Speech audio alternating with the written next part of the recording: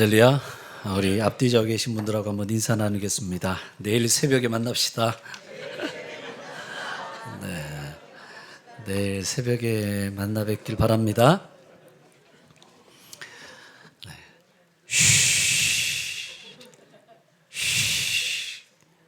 바람과 먼지가 날리는 황량한 광야에 사람들이 걸어가고 있습니다. 아이고 힘들어. 여보게 요나단, 이게 도대체 얼마나 가야 돼? 아이 글쎄 난들 알겠나? 조금만 가면 된다, 조금만 가면 된다. 그런데 아이고 언제 도착할런지, 이게 금방 도착한다, 금방 도착한다 그러는데 아이 도대체 언제 도착하는 거야? 아이고 피곤하고 지치고 힘들어서 못 해먹겠네. 아 이제 이전에 살던 애굽으로 돌아가는 게 훨씬 낫지 않겠어? 아이 그러게 말이야. 이 말로는 에덴 동산처럼 좋은 곳이라고 하는데 이게 다 새빨간 거짓말 아니야?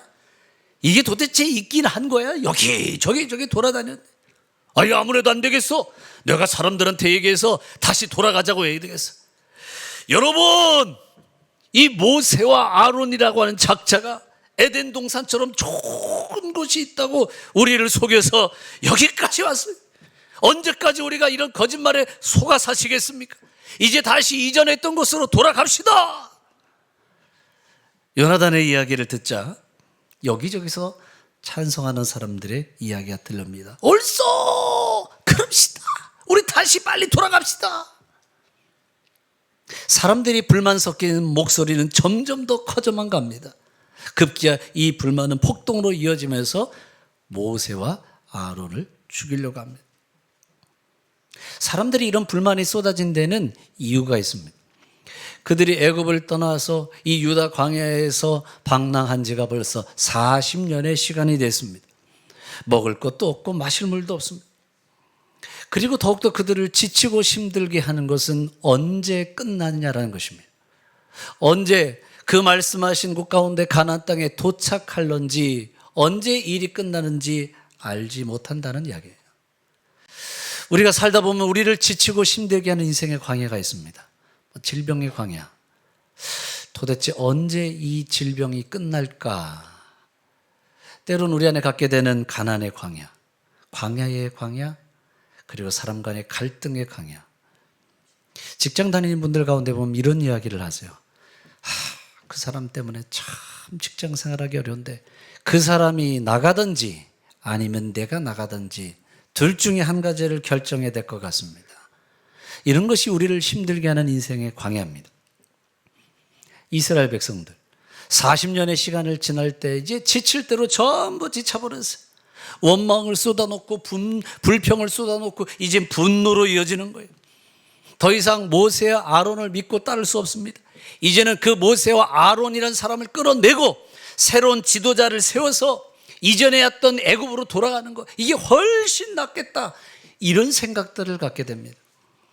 그런데 하나님은 이스라엘 백성들의 원망, 불평, 그런 모습들을 그냥 두지 않으셨습니다. 그들에게 불뱀을 보내서 심판하시는 거예요.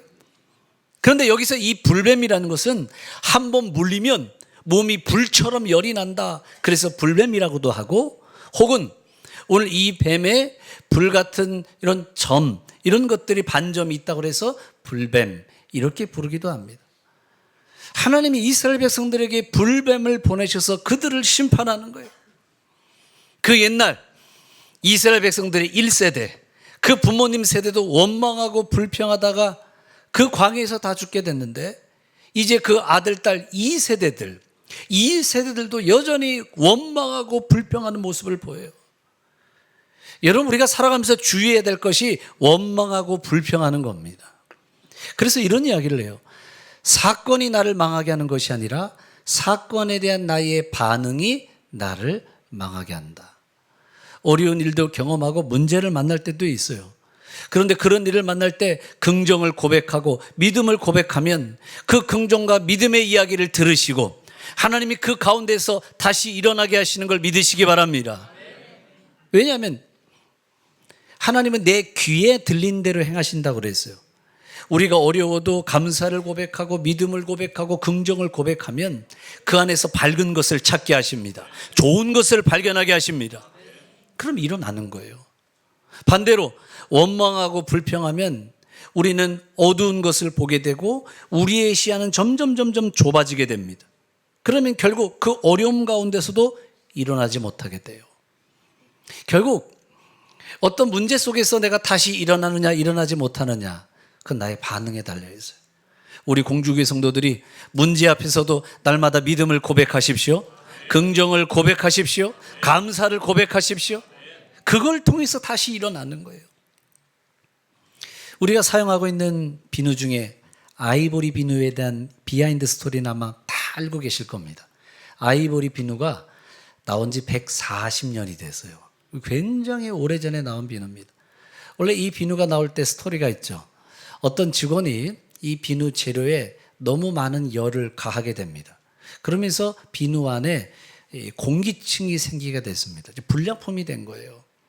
그럼 이 불량품을 전부 폐기해야 되는데 회사로서는 큰 손해를 입게 됩니다. 이 일을 경험했을 때 회사 사장님이 이 직원을 나무라고 네가 다 물어내라 이럴 수도 있을 텐데 그렇게 하지 않고 이 비누를 가지고 어떻게 팔 수 있을까 생각하고 고민하게 됐습니다. 그래서 사람들에게 이렇게 대대적인 선전을 하기 시작을 했어요. 이게 그때 140년 전에 광고 선전 문구예요. 이 선전 문구에는 이렇게 적혀 있어요. 물에 뜨는 아이보리 비누, 순도 99%. 물에 뜨는 비누, 순도는 99%입니다. 그런데 이 광고가 나가자 사람들이 귀가 솔깃해지는 거예요. 아니, 물에 뜨는 그런 비누가 있어? 사실 아무것도 아닌데. 아무것도 아닌데도 아니 물에 뜨는 그런 비누가 있어? 순도가 99%야? 다 99%지. 별거 아닌 건데도 사람들에게 이런 광고를 하니까 사람들이 호기심이 발동을 한 겁니다. 그런 비누가 있어? 그래서 너도 나도 사기 시작을 하는 거예요.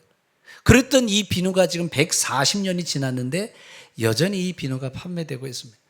만약에 이런 일을 경험했을 때 이런 직원 때문에 우리 회사가 망하게 됐어. 저런 직원은 잘라야 돼. 이렇게 반응했다면 아마 이 비누가 탄생하지 못했을 겁니다. 이런 일을 경험할 때도 그래, 이 안에서 분명 좋은 것들을 찾아내고 밝은 것을 찾아내고 긍정을 고백하고, 그러니까 이 아이보리 비누가 지금까지도 이어지고 있는 거예요. 아이보리 비누. 여러분, 사건이 나를 망하게 하는 게 아니라 사건에 대한 나의 반응입니다. 어려움 속에서도 믿음을 고백하십시오. 어려움 속에서도 긍정을 고백하십시오. 날마다 믿음을 고백하고 긍정을 고백하면 그 가운데 역사가 일어나는 거예요. 다윗을 보세요. 다윗이 이런 이야기를 합니다. 내가 사망의 음침한 골짜기를 다닐지라도.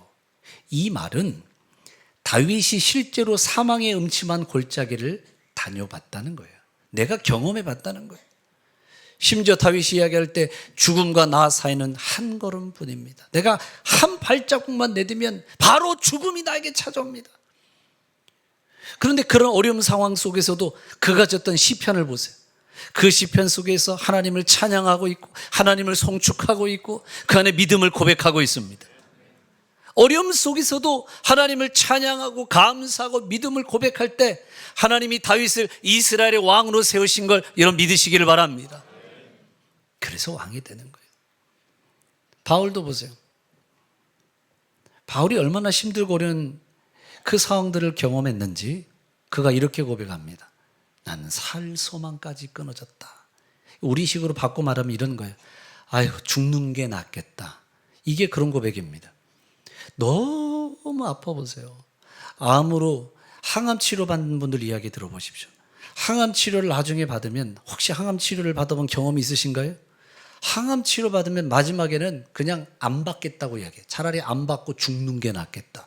너무너무 고통스러우니까 차라리 죽는 게 낫다는 그런 이야기를 합니다. 화상병동에 가보세요. 화상병동에 가면 이 진통제로도 그 고통을 이기지 못해서 그냥 죽여달라고 하는 사람들이 있어요. 얼마나 끔찍한지 모릅니다. 그런데 바울이 이야기할 때 살 소망까지 끊어졌다고 이야기를 했어요.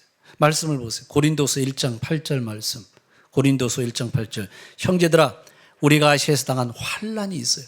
이 환난이 얼마나 심한 환난이고 고난이냐. 마지막 말씀을 보면 살 소망까지 끊어지고, 살 소망까지 끊어져. 차라리 죽는 게 낫겠다.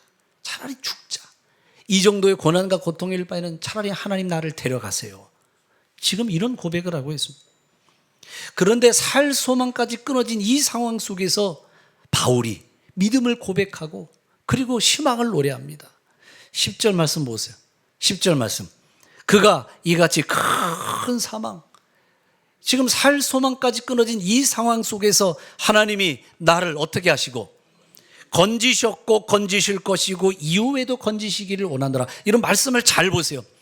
이렇게 살 소망까지 끊어진 상황이었는데 하나님이 그 옛날 나를 건지셨습니다. 과거의 이야기. 과거에 나를 건지셨다면 지금도 나를 건지실 것이고 앞으로 미래에도 나를 건져주실 줄로 믿습니다. 바울은 희망을 이야기하고 바울은 믿음을 이야기하고 있어요. 우리 공주교회 성도들이 어려움 속에서도 살 소망이 끊어진 상황 속에서도 바울과 같은 고백이 있기를 축복합니다. 건지셨고 건지시고 건지실 것입니다. 이 긍정을 고백하길 주님의 이름으로 축복합니다. 적극적 사고방식으로 세계적으로 잘 알려진 노만 빈센트 필 박사님 계십니다. 이분은 목사님이시기도 한데 이분이 이런 이야기를 하셨어요. 하나님은 우리에게 선물을 주실 때 그 선물을 어떤 포장지로 싸서 주실까요? 문제라는 포장지로 포장해서 주신다. 우리에게 은혜의 선물을 주시고 우리에게 축복의 선물을 주십니다. 그런데 하나님의 그 축복, 이 복의 선물이라는 건 어떤 포장지로 싸서? 문제라는 포장지로 싸서 우리에게 주시는 거예요. 어떤 사람은 질병이라는 포장지에 싸서 축복을 주시고 어떤 사람은 광야라고 하는 포장지에 싸서 우리에게 축복을 주시고 어떤 사람은 낙심이라고 하는 이 포장지에 싸서 우리에게 그 선물을 주세요. 그리고 하나님은 그 포장지를 우리가 뜯어내기를 원하십니다. 하나하나 뜯어내라는 거예요. 근데 그 포장지를 다 뜯어내면 그 안에는 하나님이 우리를 위해 준비해 놓으신 엄청난 선물이 담겨 있는 걸 여러분 믿으시기를 바랍니다. 그 포장지를 뜯어내는 거예요. 그런데 이 포장지를 뜯어낼 때 어떤 사람은 1년의 시간이 걸릴 수도 있고 어떤 사람은 2년의 시간이 걸릴 수도 있습니다. 질병이라는 포장지에 쌓이는 축복이 있어요. 이 질병의 시간에 포장지를 뜯어내는데 1년도 걸리고 2년도 걸립니다. 이스라엘 백성들은 가나안이라고 하는 엄청난 선물을 주실 때 그들을 싸고 있었던 포장지는 광야라고 하는 포장지였어요. 이 광야라고 하는 포장지를 하나하나 뜯어내는데 몇 년 걸릴까요? 40년 걸린 거예요. 40년. 오랜 시간이 걸쳐서 그 광야라고 하는 포장지를 하나하나 뜯어내면 그 안에 하나님께서 준비해 놓으신 엄청난 선물이 기다리고 있습니다.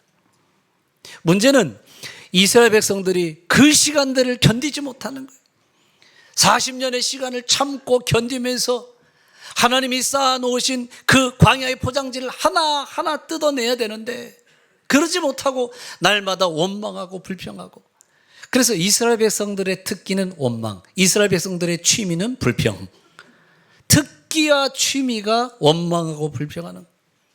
그래서 그들에게 하나님이 불뱀을 보내시는 거예요. 우리로 얘기하면 코브라 같은 뱀. 이런 뱀에 물리는 순간 몸에 열이 나기 시작을 하는 겁니다. 몸이 뜨거워지는 거예요. 너무너무 고통스러워요. 이걸 참지 못해서 사람들이 모세에게 이야기를 하기 시작을 합니다. 모세요, 모세요. 우리가 잘못했습니다. 우리가 잘못했습니다. 제발 하나님께 기도해서 우리를 좀 낫게 해주세요. 우리를 좀 고쳐달라고 좀 기도해 주세요. 몸에 열이 펄펄 끓는데 도저히 견딜 수가 없습니다. 모세에게 부탁을 하기 시작을 해요. 모세는 이스라엘 백성들이 고통스러운 모습을 두고 볼 수 없어서 하나님 앞에 나가서 하나님 앞에 눈물로 기도합니다. 하나님, 이 백성을 불쌍히 여겨주세요. 그런데 그 순간 하나님의 음성이 들려옵니다. 모세야, 너는 놋으로 이 뱀의 모양을 만들어서 장대 끝에 매달아라. 이 놋뱀을 보는 사람들마다 살아나리라. 모세는 하나님의 말씀대로 놋으로 뱀의 모양을 만들어 장대 더 매달았습니다. 그리고 이스라엘 백성들을 향해서 이야기합니다. 이스라엘 백성들아, 이 놋뱀을 바라보는 사람들은 모두 살아날 것이다. 빨리 이 놋뱀을 쳐다봐라. 그 중에 어떤 사람은 모세의 말을 듣고 쳐다보면 낫는 사람도 있고 어떤 사람은 오히려 그 말을 믿지 않고 고통 가운데 죽는 사람도 나옵니다. 그런데 하나님께서 말씀하신 이 내용은 잘 생각해 보면 너무나도 어처구니 없는 이야기입니다. 노뱀을 살아나면 살아난다? 이건 말도 안 되는 이야기입니다. 뱀에 물렸는데 십자가를 바라보면 살아납니다. 이것과 똑같은 이야기예요. 과학적이지도 않고 이성적이지도 않고 논리적이지도 않고 합리적이지도 않습니다. 마치 벌에 쏘였을 때는 된장을 바르세요. 이건 말도 안 되는 이야기인데, 이건 뭐 과학적이지도 않고 이거는 사실 의학적으로도 맞지도 않는 이야기입니다. 뱀에게 물렸을 때는 어떻게 해야 될까요? 해독제를 맞아야 됩니다. 그게 합리적인 방법입니다. 빨리 코브라에게 물렸을 때 빨리 코브라 독 해독제를 맞으면 살 수가 있습니다. 그게 합리적인 방법입니다. 그런데 노뱀을 쳐다봐라?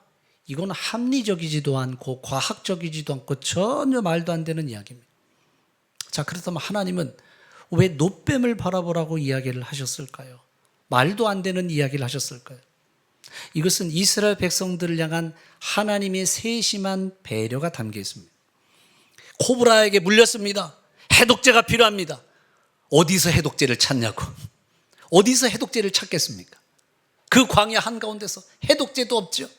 그러면 약초라도 구해가지고 해독제를 만들어야죠. 어느 세월에 약초를 찾아다니겠어요? 어떤 약초인지도 모르는데 어느 세월에 그 약초를 찾아서 그 약초를 다려서 200만 명의 이스라엘 백성들에게 전부 먹이면서 독을 치유하겠습니까? 해독제를 맞아야 되는 것은 합리적인 방법입니다. 그런데 당장 그것을 실현할 수 없다면 그것은 합리적인 방법이 될 수 없습니다. 반면에 노뱀을 바라봐라. 전혀 합리적이지 않습니다. 그러나 할 수 있는 방법입니다. 그게 합리적이지는 않지만 모든 사람들이 고개를 들어서 노뱀을 볼 수는 있습니다. 그건 할 수는 있잖아요. 해독제를 찾을 수는 없지만 때로는 우리 인생 가운데 만나는 문제를 해결하기 위해서 합리적인 방법이라는 걸 이야기를 합니다. 이게 가장 합리적이야, 이게 가장 과학적이야, 이게 이성적이고 가장 논리적이야. 그런데 우리가 생각하고 있는 합리적 방법이라는 게 당장 사용할 수 없고 당장 실현 가능하지 않다면 그건 합리적 방법이 될 수가 없습니다. 예를 들어서 이스라엘 백성들 200만 명의 사람들이 애굽을 떠나올 때 바로 앞에 홍해바다를 만나게 됩니다. 그러면 바다를 만나서 그 바다를 건널 때 가장 합리적 방법은 뭘까요? 바다를 만날 때 그 바다를 건너는 가장 합리적인 방법. 네? 뭐가 있어야 돼? 배. 배를 타고 가는 게 가장 합리적 방법입니다. 그렇죠. 그런데 그 상황 속에서 배를 구할 수 있을까요? 배를 만들 수 있을까요? 가장 합리적 방법이지만 실현 가능하지 않다면 그 방법은 합리적 방법이 아닙니다. 5천 명의 사람들이 광야에 몰려 있습니다. 광야에 몰려 있는 이 사람들에게 먹을 것을 주려면 음식점에 찾아가게 하고 돈을 줘야 됩니다. 그런데 그 광야에는 음식점도 없고 나눠줄 돈도 없습니다. 돈 주고 음식점 가서 먹어라. 그게 가장 합리적 방법입니다. 가장 합리적 방법이지만 당장 그 방법을 사용할 수 없다면 그 방법은 합리적 방법이 아닙니다. 오늘 우리가 하나님 앞에 나와서 기도합니다. 믿음의 주요 온전케 하시는 예수 그리스도를 바라봅니다. 주의 이름을 부르는 자는 구원을 얻으리라. 예수님의 이름을 부릅니다. 세상의 사람들은 합리적이지 않다고 이야기합니다. 너무 어처구니 없는 이야기입니다. 과학적이지도 않고 이성적이지도 않고 논리적이지도 않습니다. 그런 문제가 있으면 사람 찾아가야지. 그런 문제가 있으면 전문가를 찾아가야지. 그런 문제가 있으면 은행이라도 가야지. 그게 가장 합리적이라고 생각을 합니다. 그런데 하나님께서 우리 가운데 역사하실 때는 사람들이 합리적이지 않다고 이야기하는 비합리적인 일들, 그 일을 통해 하나님이 일하십니다. 기도는 합리적이지 않아요. 예수님의 이름을 부르는 건 합리적이지 않아요. 그러나 세상 사람들이 비합리적이라고 말하는 그 일을 통해서 하나님이 역사하시는 걸 여러분 믿으시기를 바랍니다. 그래서 하나님은 비합리성을 합리성으로 바꾸시는 하나님이세요. 네팔에서 오신 선교사님이 이런 간증을 하셨습니다. 히말라야 산 중턱 오지 마을에 복음을 전하기 위해서 걸어서 그 안에까지 들어가셨습니다. 그런데 마을에 다니면서 사람들에게 전도지를 나눠주고 예수님을 믿으라고 하는데 어느 집 마당을 들어가 봤더니 그 마당 한가운데 어떤 분이 누워있는 모습을 봤어요. 사고를 당해서 하반신 마비가 가서 꼼짝을 못하고 있는 상황이었습니다. 그런데 그 사람을 보는 순간에 선교사님 마음에 감동이 왔어요. 아, 이 사람을 위해서 기도해 줘야 되겠다. 그러자 동네 사람들이 무슨 볼거리가 난 것처럼 막 몰려와서 그걸 보는 겁니다. 저 외국에서 온 낯선 사람이 지금 뭘 하려고 저러나 궁금한 눈으로 바라보는 겁니다. 그런데 선교사님이 그분을 위해서 간절히 기도해요. 그걸 바라보던 사람들은 무슨 생각을 했을까요? 말도 안 된다고 생각하는 거예요. 사고가 나서 하반신을 사용하지 못한 사람을 도와줄 수 있는 가장 합리적 방법은 뭘까요? 병원에 가야 되는 거예요. 병원에 갈 수 있는 방법이 없어요. 차가 들어오는 것도 아니고 사람들이 다친 사람을 들것에 실어서 몇 날 며칠을 걸어서 간다? 더 큰일 날 수 있습니다. 사고 났기 때문에 환자를 잘못 움직이다가는 더 큰 일을 경험할 수 있습니다. 헬기가 와서 실어갈 수 있겠지만 헬기를 부를 수 있는 돈도 없습니다. 그런데 선교사님이 와서 기도하는 것 너무 비합리적인 방법이죠. 선교사님이 그분을 위해서 열심으로 기도를 하고 그리고 그 집을 떠나게 됐습니다. 그런데 그때는 아무런 일도 일어나지 않았다고 그러세요. 그리고 그 사건이 있은 이후에 한 달이 지났습니다. 한 달이 지나서 그 산골 오지 마을에서 만났던 그분이 멀쩡하게 자기에게 찾아온 거예요. 너무 깜짝 놀랐습니다.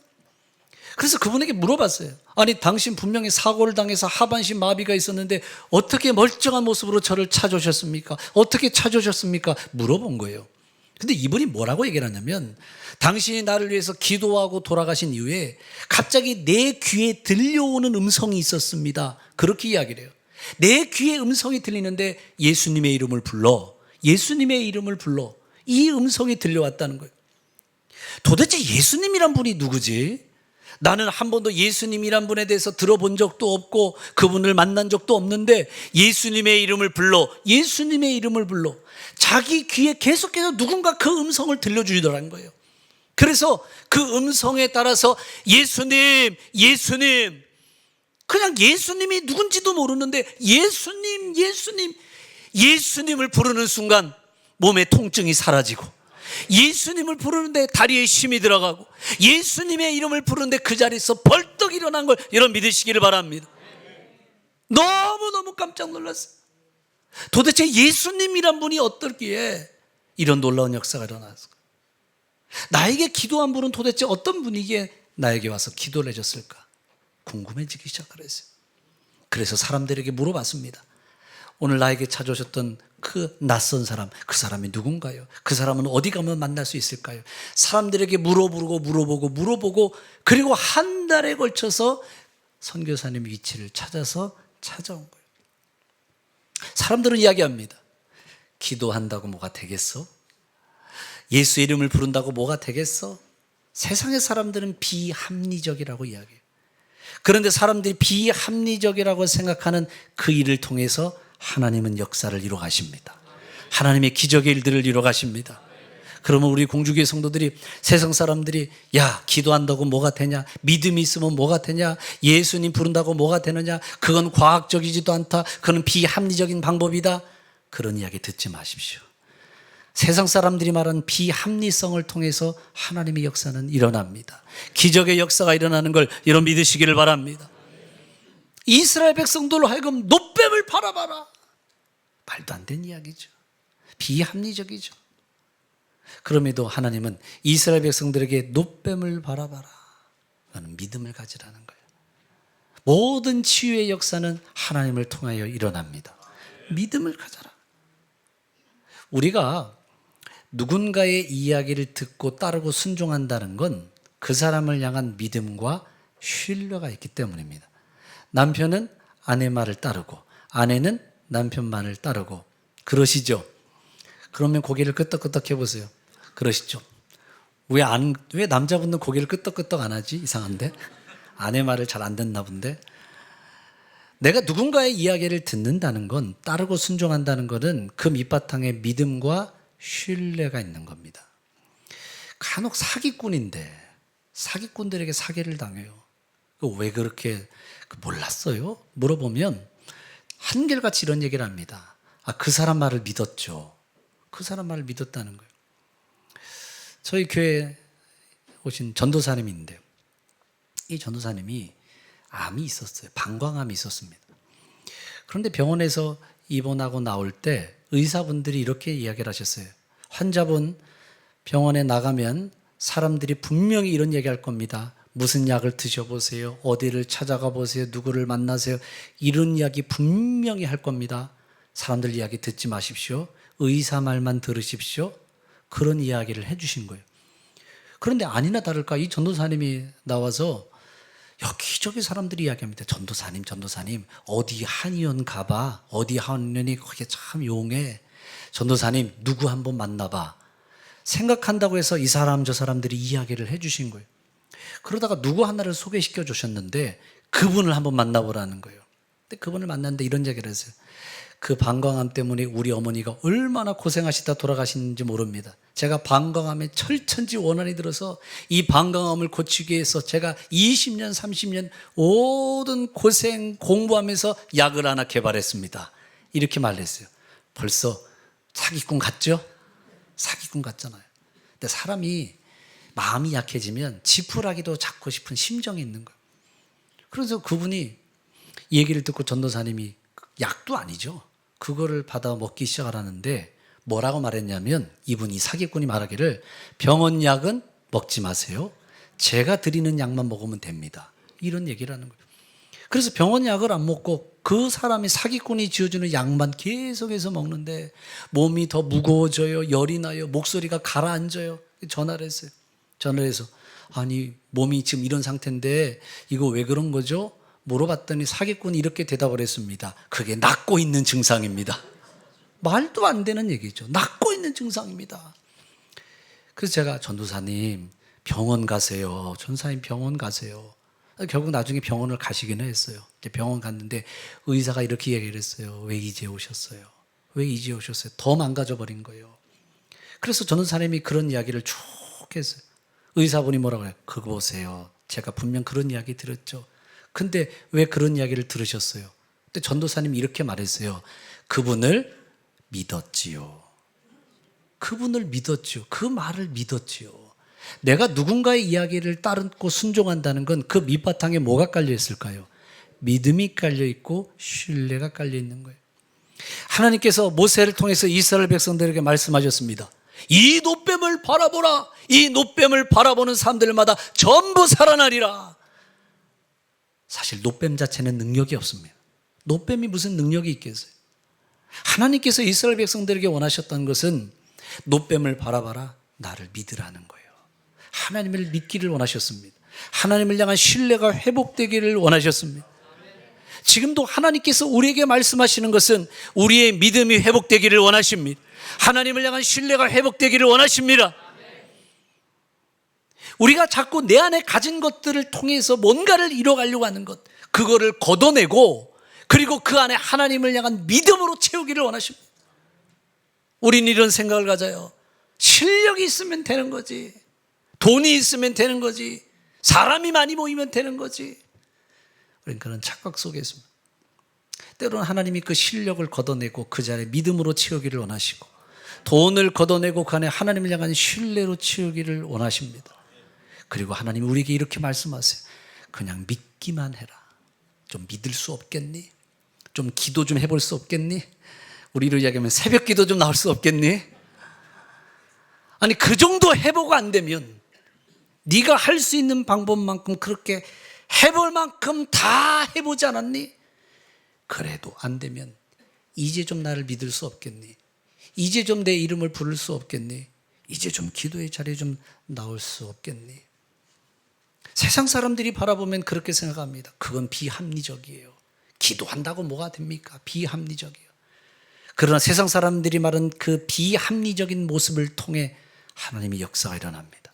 하나님의 능력이 부어집니다. 우리 공주교회 성도들이 비합리적인 방법, 이것을 오히려 합리적으로 바꾸시는 하나님의 역사를 경험하길 주님의 이름으로 축복합니다. 1전에 보니까 주한장로교회 은퇴하신 나경일 목사님, 원로 목사님이신데 이분이 간증하는 이야기를 제가 들었어요. 목회를 처음 이제 시작할 때였습니다. 갑자기 몸이 안 좋은 거예요. 병원에 갔더니 급성 간암입니다. 그러면서 의사가 말하기를 세브란스 병원으로 옮겼는데 이제 3일 남았습니다. 이게 사형 선고를 낸 거예요. 3일. 병원에 오실 필요 없습니다. 집으로 가세요. 그래서 가족들과 남은 시간들을 보내십시오. 그런데 가족들이, 보호자들이 그래도 우리 남편을 좀 받아주세요. 병원에 떼를 쓴 거예요. 그래서 할 수 없이 나겸일 목사님 이제 입원을 하게 됐습니다.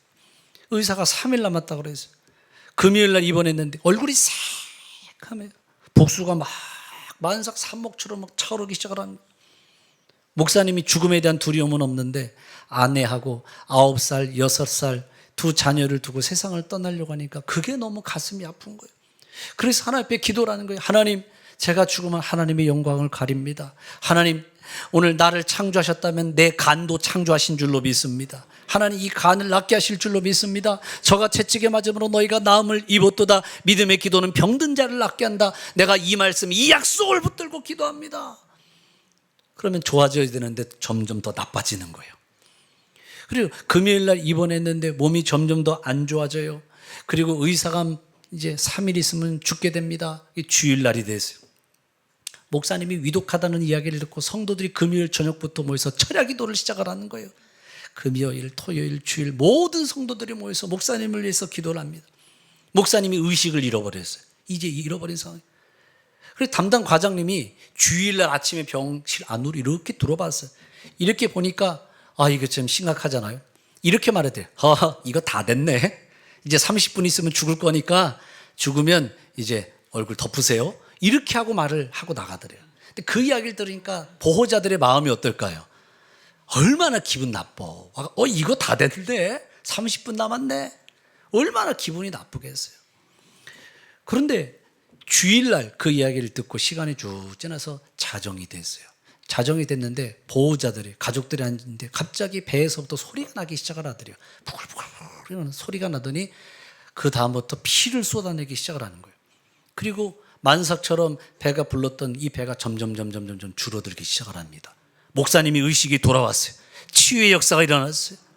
그때 세브란스 담당 의사가 김병수 박사님입니다. 그래서 인터넷 세브란스 김병수 박사 나겸 의사 치면 이분 간증, 이분이 얘기가 나와요. 이 김병수 과장, 이 박사님이 이런 얘기를 하셨어요. 제가 의사로서, 의대 교수로서 이런 기적은 처음 봤습니다. 목사님의 경우는 1%도 장담할 수 없었습니다. 처음에 목사님 병원에 왔을 때는 안 받으려고 했습니다.